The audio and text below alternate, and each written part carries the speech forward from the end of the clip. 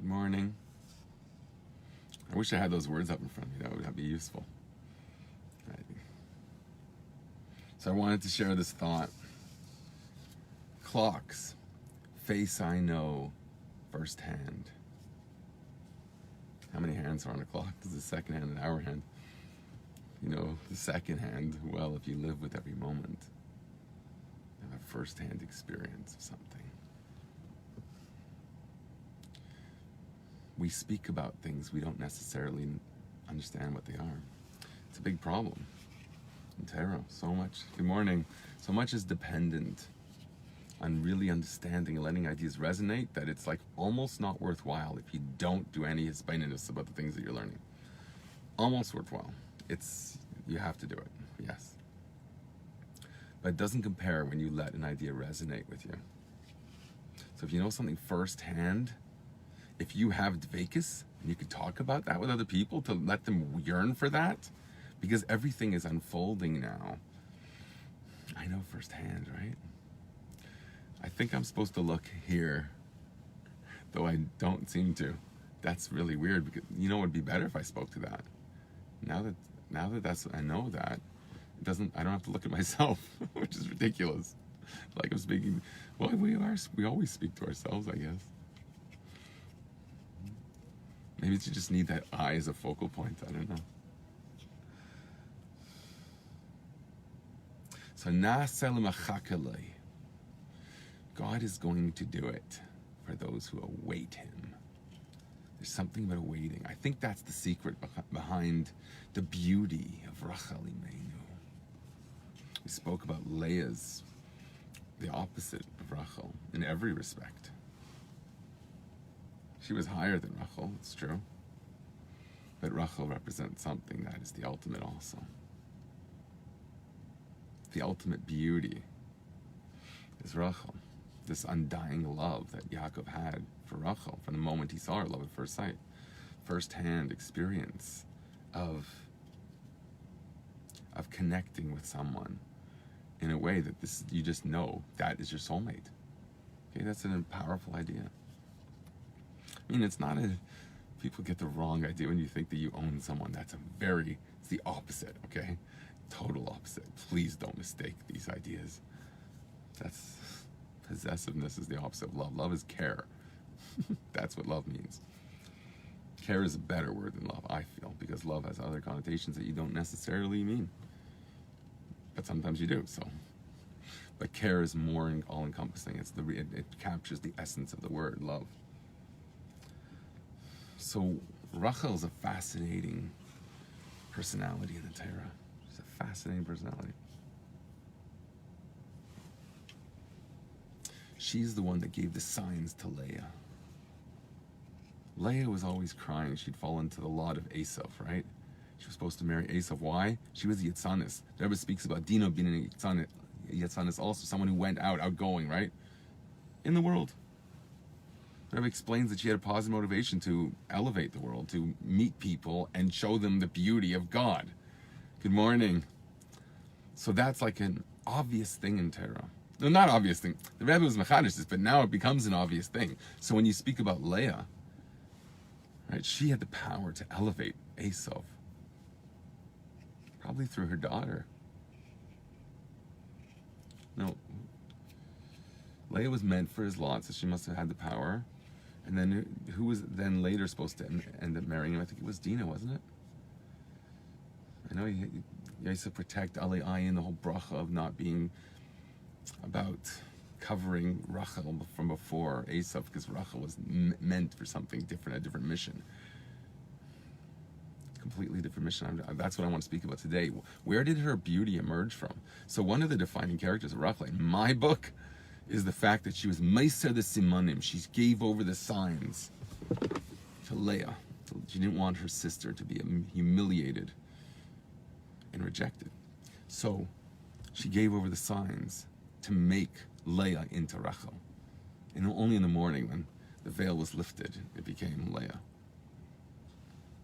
Why was it Rachel beforehand? When we say Rivka was Sarah, right? There's all this kind of talk in the Torah. It's fascinating. So at Rachel, but only in the morning when the veil was lifted, the veil of darkness, the veil of concealment.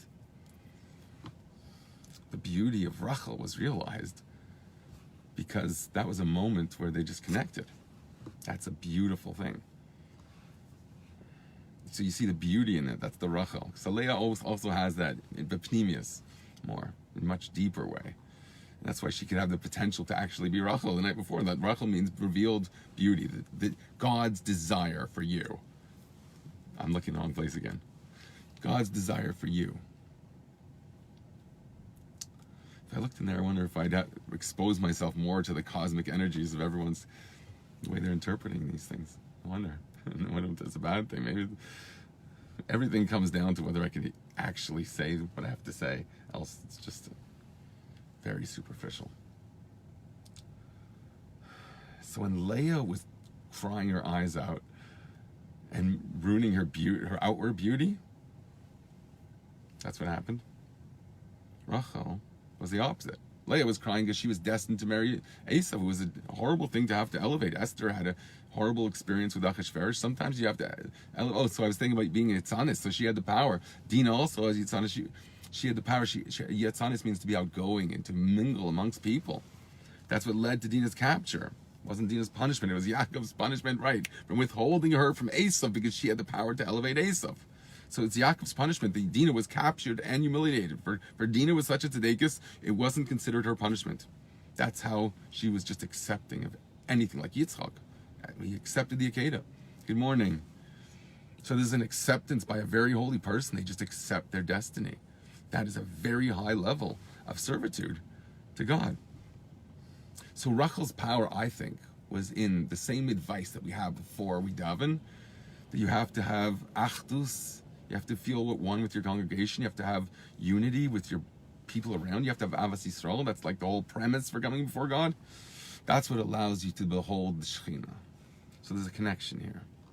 So Rachel gave over the sign. She cared about another person. That was her claim to fame. And later on, she cries. I think this is fascinating because Leah is the one that's known for crying. But Rachel, later on, it says, Rachel beicha al beneha. She cries for her children. Later on, she saw their suffering in the future, and she cries for her children. The Imahis were all about children. Continuity of God's dream in this world. To have a world where God is at home with his children, with his beloved. That's the whole dream. That's what we're yearning for. That's what Rachel was yearning for. That led to her beauty, because it's the flip side of Leah. That's where I'm deriving this from. Leah cried because her fate was to marry Esav, which is a very uncomfortable type of service in this world, to mix and mingle with people that are abusive. Esav was very abusive. So you have to obviously, she wasn't fated to that in the end. Her schus of yearning for a true faith, a good fate, it's not a fate that's God's pnimis aratzon, obviously, because that's what happened. His inner will unfolded in the merit of that. Okay, and I don't know if anyone's thought of that before. It's an interesting idea. So Leah cries at first, but then later achieves unity with Kadosh Baruch Hu in the form of here, in this narrative, it becomes embodied in Yaakov Avinu. You have that shleimus. She achieved that unity. She had a Rachel inside that was. On their wedding night, that was revealed. In the darkness, the beauty of the unknown is more palpable. Good morning. It's more palpable, the beauty in the darkness. We've spoken about this before, but this is a new idea, a new twist on it. So in the darkness, even the Leah becomes Rachel. The beyond, the mystical, overwhelming personality of Leah, the greatness of Leah was beyond Yaakov, that's hard to fathom, but that's true. So he couldn't see her beauty. But in the veil of the night, when it's appropriate to, I guess, come down or something, she became Rachel. So later in her life, you don't see her crying. Rachel, if anyone was the one who was crying and actually fighting with Yaakov, unfortunately, if you don't give me children, she says, where am I going to live? How can I live? Her very life was about having children with Yaakov. to make that a productive relationship. That was her goal, to realize that in a physical, tangible way in this world, that all your brachas, all your dream, because she knew that was God's dream, that was God's mission for her to be a mother, one of the Mohis. Can you imagine the schus? We can't, because you know why? Because we're terrified of if we actually appreciated that, you'd have dveikus, and you'd probably collapse, and who would pick you up? So it says Yeshua. What does it say? Lo yamosh mipnei ha'oil. He would not move away from inside of the oil. I think those are the words. He would always stay in the oil. What does it mean? How basi neman it says about Moshe Rabbeinu.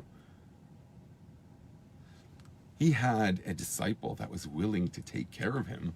He didn't need it but that's what Yeshua represented.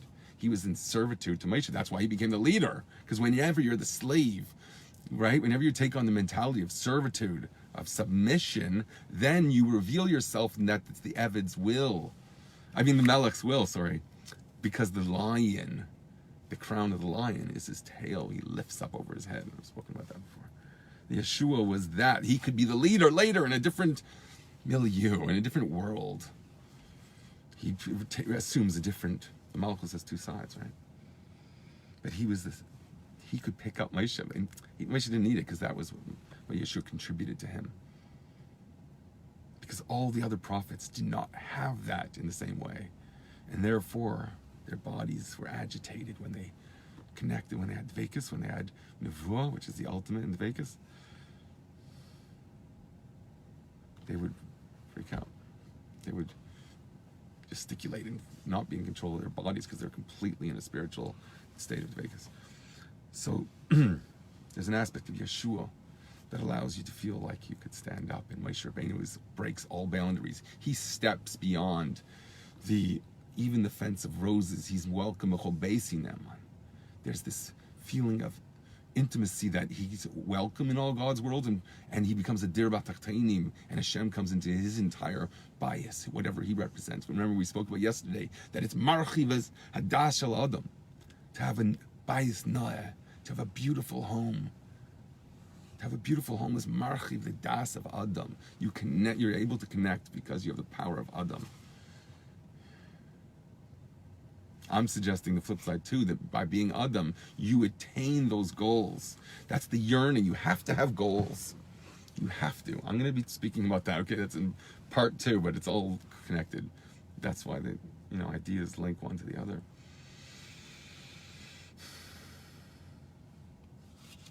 So I have some really good material here. But did we finish that idea? Let's just think first. So Rachel is the flip side of Leah. She is not crying tears of fear and horror at her fate. She says, my fate is awesome. I just yearn for that. And that becomes her whole life. So its beauty just emits and exudes from her. That is the awesome power of Rachel, revealed beauty. That's when Mashiach is going to be revealed beauty. The Leah is going to be the pneumius of it and revealed in the intimate moments, but ultimately it's the Rachel. It's the revealed beauty in this world that is coming to everyone. I say the key is through health. Health of mind, health of your financial situation. In every area, strive for health and everything will just flow into you. A source of blessings, because now that is the way the world is working. I'm telling you, okay? It's a prophecy, not mine. It's a prophecy. It's the Rebbe's prophecy. It's happening now. Why can I say? I see it firsthand. Look at I consult, what's my source? I wrote a haiku. I see it firsthand, okay? Take my word for it. Does your rabbi see it firsthand? If he does, listen to him. Find someone that speaks to you. It doesn't have to be me. But I'm telling you, I know firsthand. No, I'm not perfect. No, I don't have revealed beauty in every single aspect of life, obviously. Okay, that's not what I mean.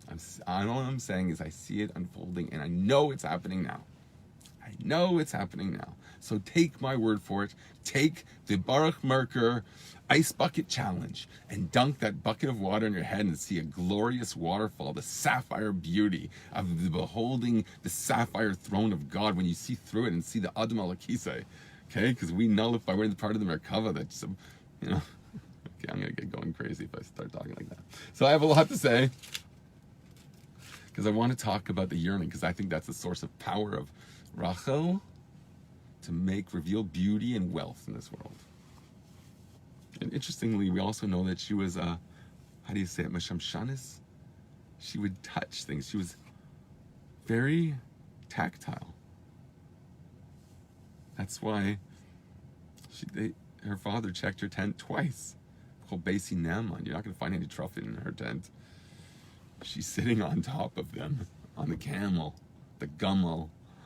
Okay, I don't know how to start darshaning now. Freestyle darshaning. I don't know if I'm going to go there right now, at least, because I got so much to say. And what time is it? 9:53. Not too bad. I got about 2 hours of stuff. You with me? So, okay, the HaYom Yom, I got tons of stuff in this HaYom Yom. It's awesome. Because I'm trying to prepare you for Yud Zayin Tammuz. I don't want to make it a day of mourning. Okay, I think it's Deicha this year, isn't it? It's tonight, isn't it? It's tonight. So it's Deicha. Okay, good. Let it be Deicha. We don't, enough suffering, enough fasting. It's time to feast. Put the E into the fast and make it into a feast. We should feast on godliness. We don't need this anymore. We need revealed good in the world, and fasting is not going to fly, okay? Yes, we're going to fast if we have to.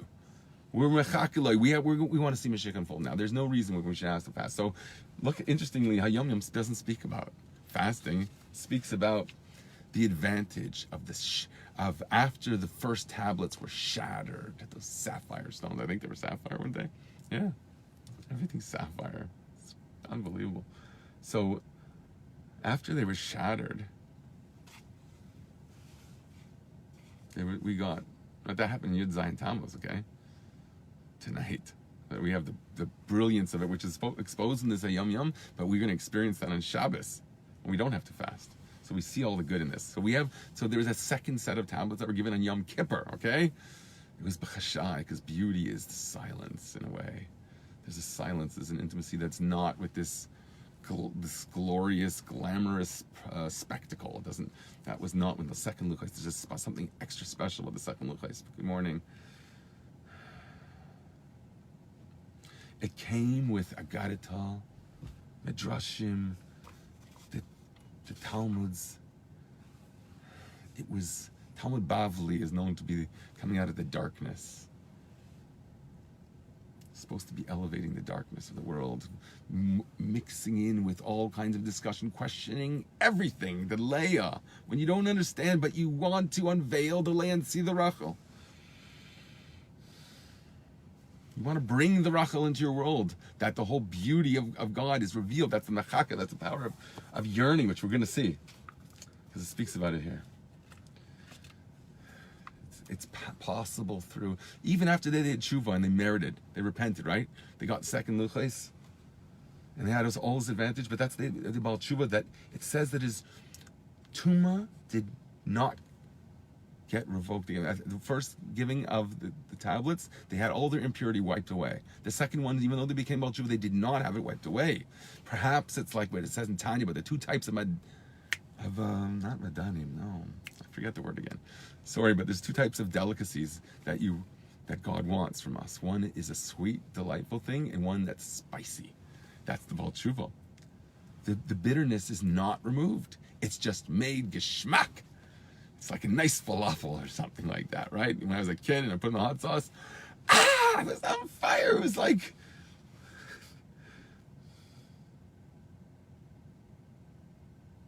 so even though Torah now still makes you free, there's shichacha, there's forgetfulness. That it's a darkness, it's a obscuring power that allows Torah to be forgotten. If the first luchos, we would never have forgotten any Torah, right? But the whole idea of the second luchos is to intermingle with the darkness, being yitzanis, being outgoing, being in a world where there's real things, real events that happen, and shining light there. Okay, that's the second luchos, which were carved by Moshe, had a mortal aspect. Okay,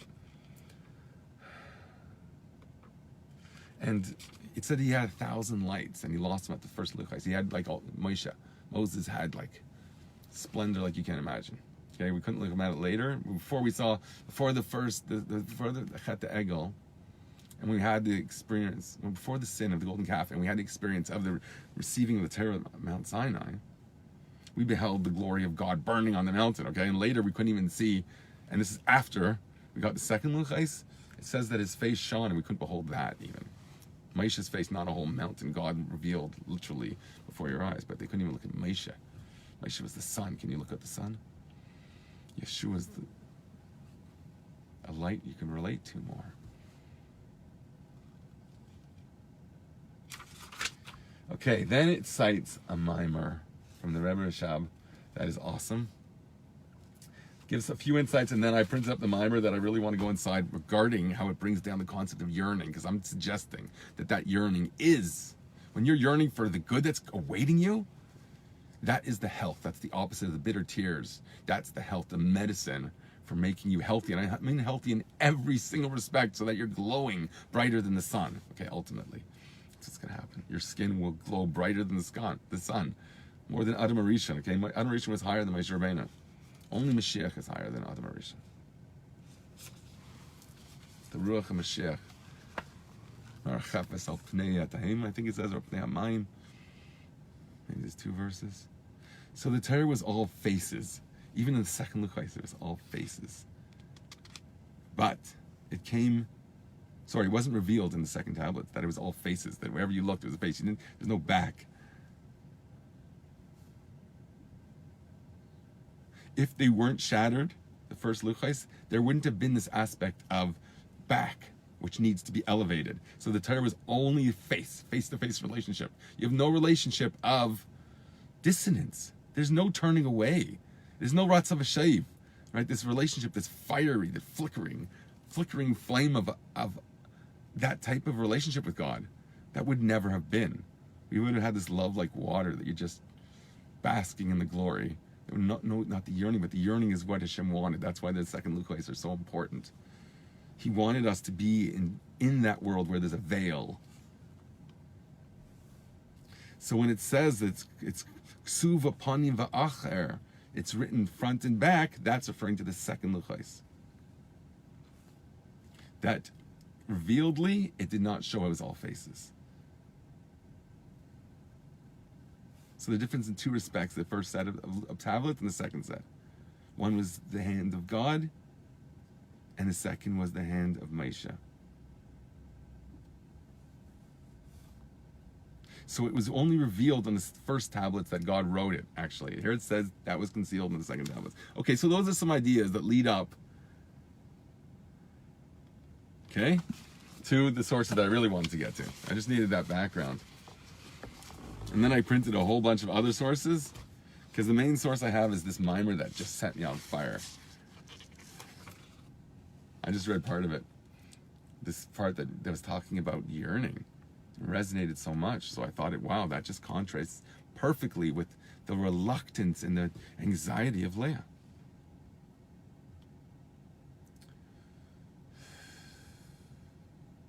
So I'm going to go through some of the ideas here. It's really fascinating. Okay, it says in the Gemara Nedarim, interesting, Yeshua pops up there, okay? If the Jews didn't sin, they would only have had the Chumash and Yeshua. And there's a Medrash that says, Medrash Shmais, okay? Kevan Shepana Chatiya, when they sinned, Amar Ma'isha Haya L'Yisrael Mishi Vakesh Lahem. When the Jews sinned, they had someone to advocate on their behalf. Me. Ani mi Vakesh Olai. Who is going to do that for me? Who is Moshe's Moshe Rabbeinu? Who does he have to depend on? Hischil Nistar Shvar Haluchos Amar Lei. He began to feel pain for the shattering of the luchos when he had what he accomplished before. Because remember, he only receives in virtue of the Jewish people. He's the head of the Jewish people. The Jewish people are a body that includes him. And he's the experience of the head, the ecstasy, the dvekus, which is underlying health and is accessible through extreme health. Extreme health. in every area, especially discipline and diet. You don't like it? Get a new world. That's the fact. Okay? You don't appreciate it? I quote the sources. It's not my word. It's the Rebbe Shabbos. Well, that's where I found it. And in many other sources I've been quoting that totally resonate with that idea. Okay? So just leave me alone on that. So, the purpose of the Torah, as we were saying before, going within the darkness and why you need all this other aspects of the Torah, the midrash and the gadita, the geschmacka parts of the Torah, the timing Torah. Okay? I don't know if we use the word timing Torah. I think I did see that, but I'm not positive. Okay. But the purpose of this, remember we had this whole argument with the angels when God wanted to get the Torah. When it was Nitna Yisrael, but the purpose of this is to fix nefesh b'hamas. Al pi aveda v'yagia teradaf. You're supposed to strive and exert yourself and delve into the Torah specifically, okay, in order to fix your nefesh b'hamas.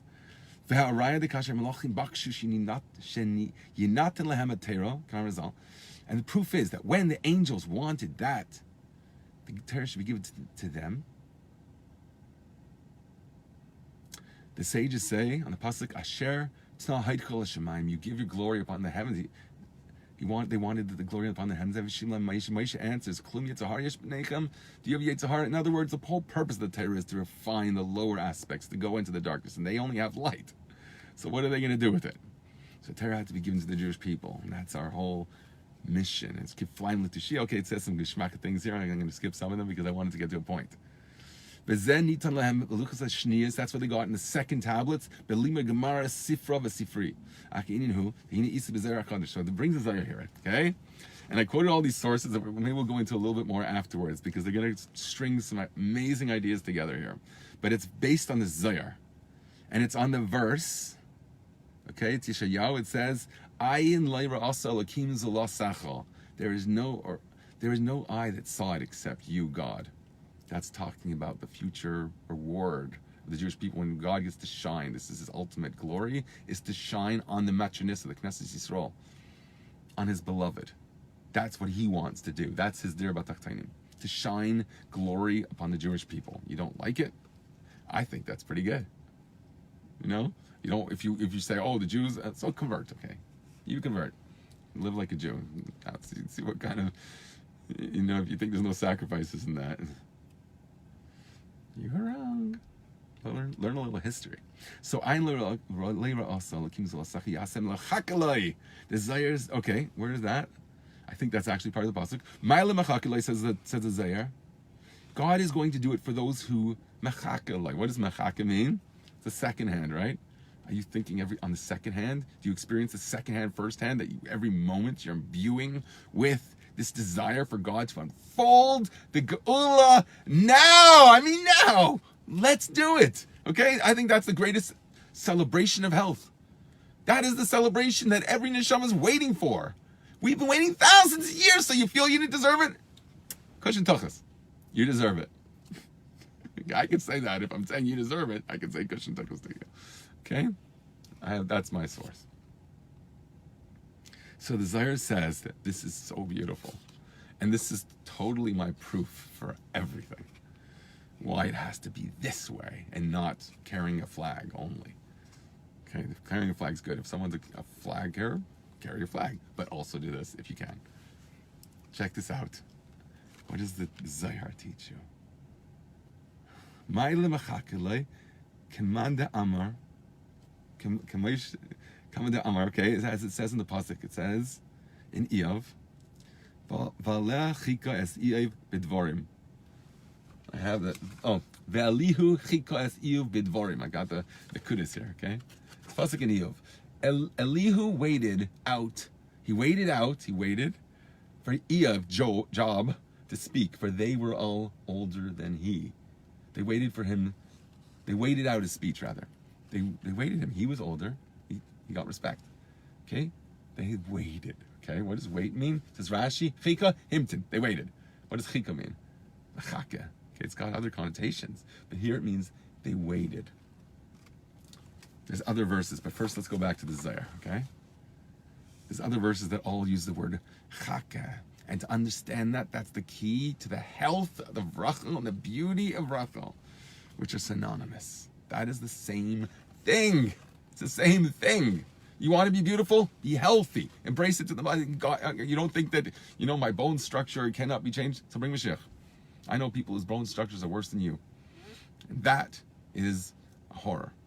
Okay? Because when I'm talking, you know what I'm talking about if you've been listening to me. Okay? That's a horror, and every single Jew has to bring Mashiach for that one person. I mean, I happen to know one person that suffers really bad. Okay, everyone has their people, and everyone should have a refuah shlema. Everybody who needs a refuah shlema should have a miraculous refuah shlema. Why not? A God is a kol yachol, omnipotent and in love, infinite love for the Jewish people. No one should suffer. It's enough. It's enough to bring Mashiach just for that alone. Enough. And I thought of something awesome. Remember we were saying before, I'm going off topic, Moshe Rabbeinu, it says that he made himself the kalas reish. That's what gave him the chutzpah to stand before God. The other prophets would freak out. They couldn't contain it. But it says that he went before Hashem with kalas reish. What does that mean to say kalas reish? You know what that means? He's like frivolous. That's what the word means. Like fooling around, like having fun with God. Like being, that's what the words mean. I mean, it's talking about the chutzpah to stand before God and demand that he, I think, save the Jewish people. I mean, isn't that what he's always doing? Caring about us, like Rachel Imeinu crying for us, giving the signs to Leah. Rachel Imeinu didn't want to disgrace her sister, even though that meant such dramatic consequences. 10:09, it's getting a little bit late, but I think I'm wrapping it up a little bit. Are you with me? Is everyone with me? So what were we saying just now? I think I forgot. So we'll go back to the Zohar. Maybe I'll remember. Okay, so what is the whole secret? That God does it for those who yearn for it? The thing that's beyond every prophet's vision. And they saw fantastical things. They saw the Merkava of Hashem. I want to see that. Okay, some people want to say Niagara Falls. I want to see the Merkava of Hashem. Why? Because I know it's real. It's more real than Niagara Falls. Niagara Falls has a malach that makes it go. Okay, I want to see malach. Why? Because it's God's glory. I want to behold God's glory, and I want Him to behold whatever glory I can muster myself. That's the ultimate. And how do you get it? What does the Zohar say? Okay, so it quotes this verse from Eov. He was waiting. Ve'ilan inun, and these are the tzadikim lemila de chukmasa. What does it mean to be patient? Wait. It doesn't mean what you think. To just sit back and wait. The Zohar says different. Tzadikim, you're deichek hashal, we say in Ivrit. Deichet, how do you say it with the deichet et hashal? I think they would say maybe it's more. Yeah. They have like a more inner grumble, which is kind of cool. But yeah, so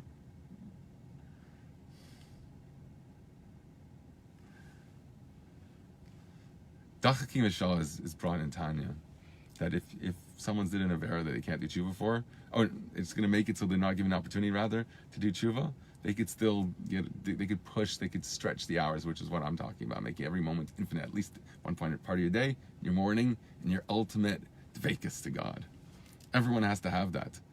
You don't want that? You just like roller coasters or whatever the equivalent is in your world? There's something greater, but don't take my word for it. It's a bit wrong what I'm saying, because whatever your ultimate, God will be expressed there. Malchus Malchus Kol Olam. It's going to be there. In your world, in your language, not the way I'm saying it. That's just I only can see it from my perspective. That's just my limitation of I'll try and be compassionate to other people and give examples that resonate, especially if you mention what do you live for? To me, Shir Shirim is like, you don't have to write another book, basically. Like, that kind of, in terms of an ideal, who wouldn't want that? Who wouldn't want that? Do you want to be the king? Have a queen? Have everything? And all your whole life is just a relationship with the king? Yachid? We call Hashem Yachid? Melech Yachid? Cheo Elamim? That's your only purpose in life. That's it, to serve your king. You don't like it? I think it's glorious. I think it's awesome. And these words, check this out, okay? They push, like we're saying, the stretching the time. Here it's in the concept of pushing their minds into wisdom. And they're exact in it, because they know every word is verbatim from God. Verbatim. I spoke about that at length, so look it up, because that really, you have to insert that here. Put it in. That it's verbatim from God. It doesn't say that in here in the Zohar, but I think that's what it's talking about. The tzadikim, they're exacting with the words of wisdom. Dachakim. They delve into it in the ultimate way. Mechachan umachachan le. Ulmadele breiro lemilo. And they sort of, I guess, steep in it, in order to know clearly the meaning of the words. Mafarish machakale hamtana ve'ikuv. Here it says it means that you're spending time getting involved with it. V'kamei ve'liu chaka. And he quotes this chika. He quotes that passage from Eov. Ve'lihu chika es Eov bidvarim. It says bidvarim there, fascinatingly. Okay? He delved into the words. Awesome stuff, okay? Okay. V'kamei im yismama chakalei.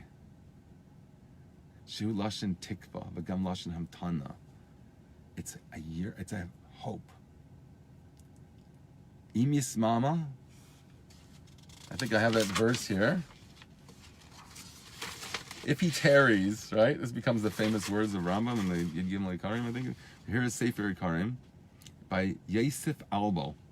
Okay, it says, if he tarries, chakalei, yearn for him, shu lashon tikva, hope for him, know he's coming, especially now after we had, you know who the Rebbe is, come on, I don't have to tell you, look at how great that man is.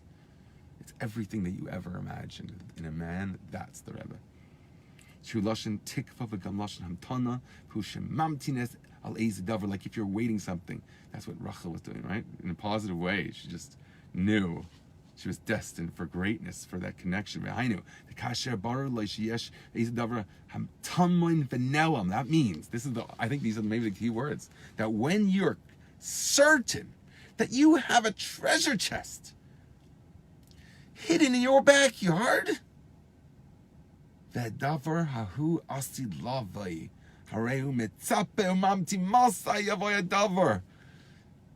one level, he knows it's there.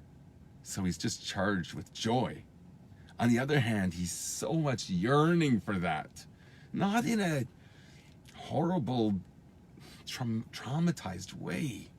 Gotta let go of that. I just beg you to let go of that. Move forward, I beg you. Do what you have to do in life. I'm not saying change your plans. I'm saying put your consciousness also into some light and hope. And know that Mashiach's unfolding in you too, else you wouldn't be listening to this sugar talking about this every day. It's unfolding in you too. When you're certain, when something is buried and concealed, it's going to be in the future. You're yearning and waiting. When is this going to happen? We know about Yaakov. He says that when he heard the prophecy of Yosef in his dream, he says, when is this going to happen? That's incredible. My son is going to be king of the world, and he's going to establish the dominion of the Jewish people in terms of a God-given wealth, even to make a sanctuary worthy for God. First in the desert temporary version, like, I don't know what about cars, but whatever type of car that would be. And then a permanent dwelling, which is the Rolls Royce of palaces. To be a permanent structure. A binyan adeyad. So it says by Yaakov that he awaited Perish Rashi says, he was waiting and anticipating and yearning. When will this happen? Okay, that was the part I wanted to read for this mimer. And now I just want to go through some of these sources, maybe say a few more things, and we can wrap it up. You with me? So I said these sources, good. Sefer Yekarim, I have it here. It's about the tikva hagamul haruchni. Shehu ha'elam haba. The spiritual blessings, and it's going to be happening physically too, but it's going to be channeled through spirituality. So that both things are going to be realized. Ultimately, being in the physical world, more that's the ultimate. Okay, that's what God wants. Happen to happen through the channel of spirituality. Amar kavel Hashem v'shamar v'darchai v'yemrim chol reshes aretz. You inherit the earth. Harei shebe'er shebeschar. I don't know. That sounds a bit weird. Oh, he's explaining that shebeschar tikva, and the reward for hoping befrat v'shmiras derech Hashem bechlal, and in general keeping God's way. Like if it's Shabbos, Shabbos is coming. Okay, I wish everyone great Shabbos. I'm trying to inspire you, but it doesn't mean you could listen past the time. I don't know what time it is wherever you're listening. You can't. Shabbos must be. Okay, that's the derech Hashem. Okay, it's the way of God. You want to be in God's world, do His things. Okay, what are you, bigger than God? Do His things. What are you? Yeah, if He didn't ask you to chop wood, if He did, you do that too. Why? Because that's your whole purpose in life. But there's a hope in specific. In the reward for that hope, Yaresh Eretz HaChaim, you will inherit the living earth with all of the meanings that I've been speaking about for months. Kikafi das Rabbesein Izal. Yerushasaretz hu Eretz HaChaim, okay. Habo and Maklim. Tzadikim, everyone's going to have Leilam Yerusharetz. It goes on to say, everyone's a tzaddik, everyone's going to inherit the earth. And it says, he brings this part that we said, you should anticipate constantly the redemption. There is something good around the corner. I said before about the dog. Remember I spoke about that months ago? You look back, your paranoia is, you look back. Okay, it wasn't, here it's not the dog. But you look back and it's really God Himself walking behind you, holding your hand. It's not someone behind you chasing you. If anything, He's running behind you to catch up with you, to steer you in the right path, and link arms with you, take you by the hand, and take you on the proper path, right? Shmiras Derech Hashem. Here it says Didach Hashem. I think that's a mistake. Derech Hashem. Okay, I don't know. Can't explain mistakes. You should constantly, okay, Rambam has his own way of saying it. We sing the song.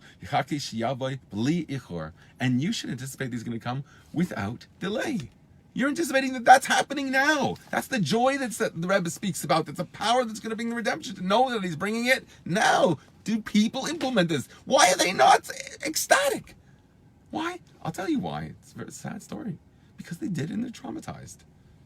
They tried. Everybody lived with it.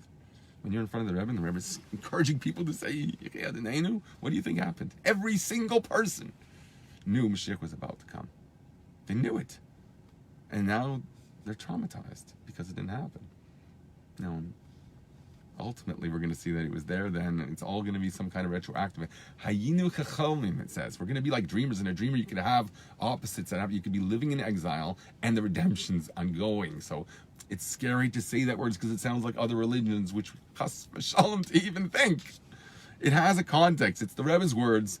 Try and find the context and not take someone's words and twist them and get wrong ideas. We're all trying to do the same thing, which is know what God wants from us.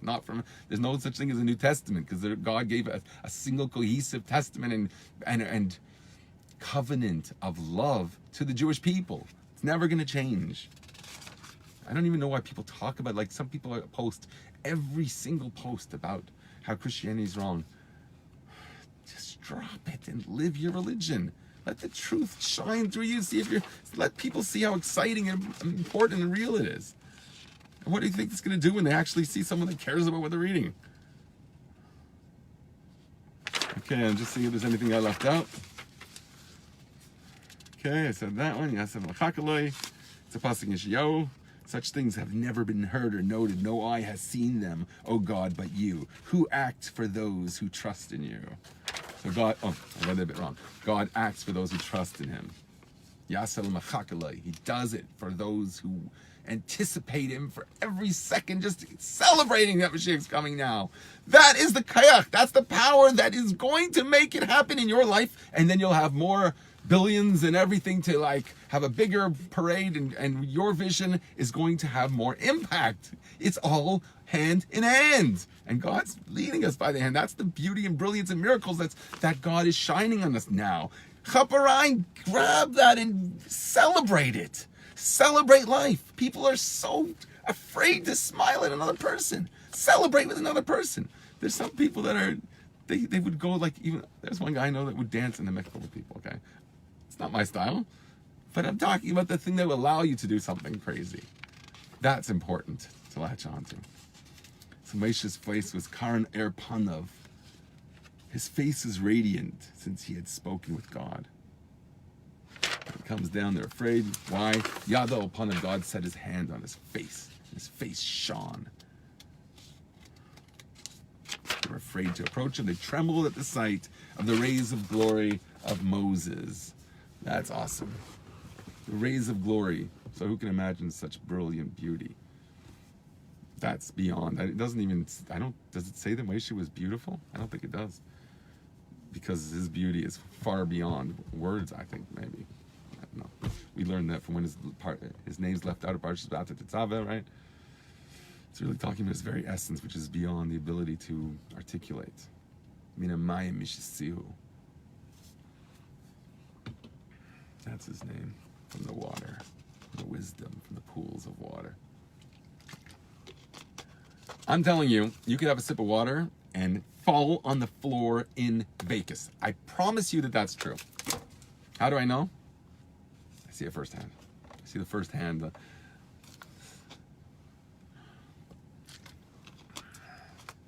It's a scary thought. You need a Yeshua. Pick up the pieces to make the person into a true Adam that could handle like Moshe Rabbeinu, who could stand lifnai v'lifnim. He could be breaching all the boundaries, but called basing them on the top of the mountain.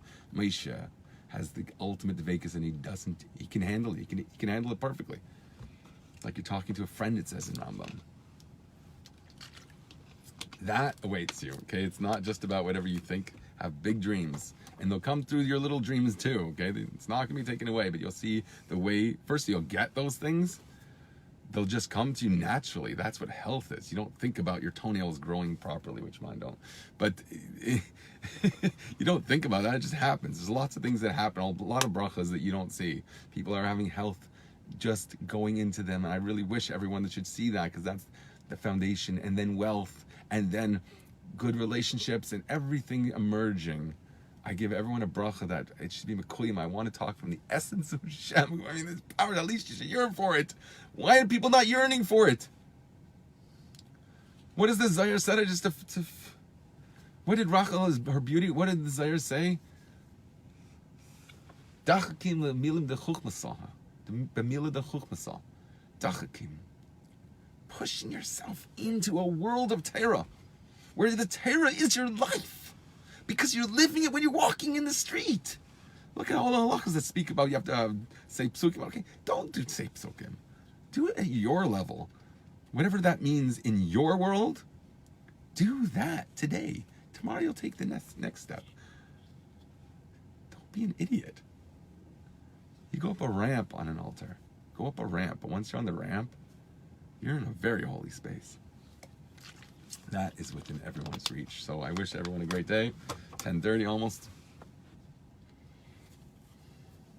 It's hard to leave you before Shabbos, so it's worthy of a few extra moments. I think it's very important to people get brachas at. You know, people don't appreciate the power of brachas. Everyone has power to bless other people. Why? Because you care about other people.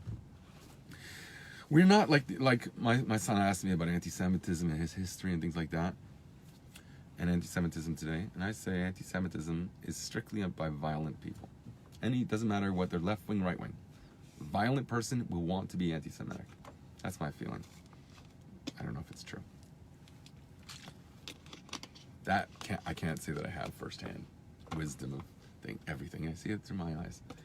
But when I do tell you that, when I do say that, I mean it.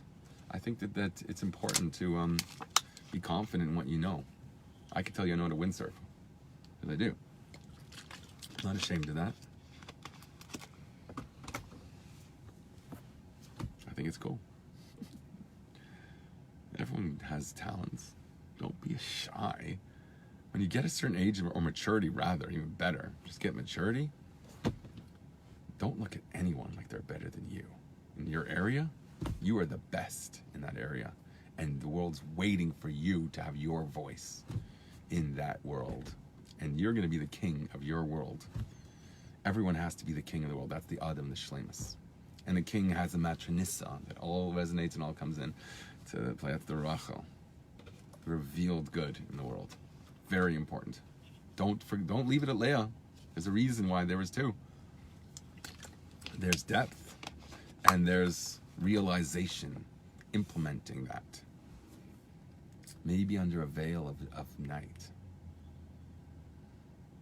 But it's not a lie. It's true. The things are there when you can't see them. Maybe you'll encounter, okay, that's the whole story about the lady who went into the blind museum. Oh, that's such an incredible story. I talked about it. I got it from a tape from Rabbi Y.Y. Jacobson.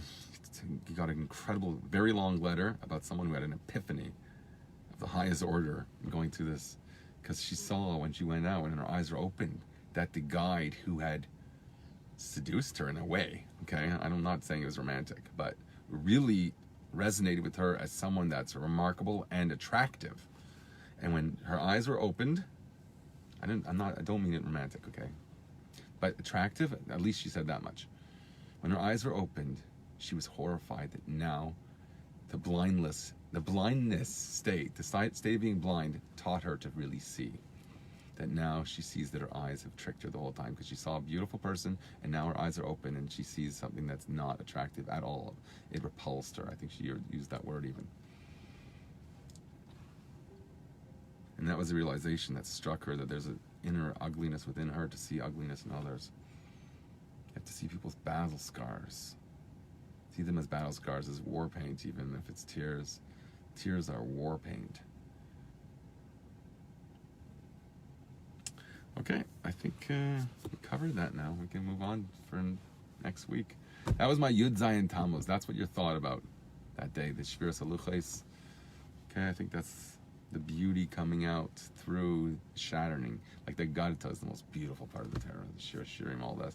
We wouldn't have had that if not the Shviras Haluchos. That's the fiery passion, this relationship with God that's about striving towards each other, each person stepping towards each other. Have a great day, everyone. Great Shabbos and an easy fast, whatever that means. I mean a meaningful fast, I guess is what the fashionable expression is now. Have a great day, everyone. Great Shabbos.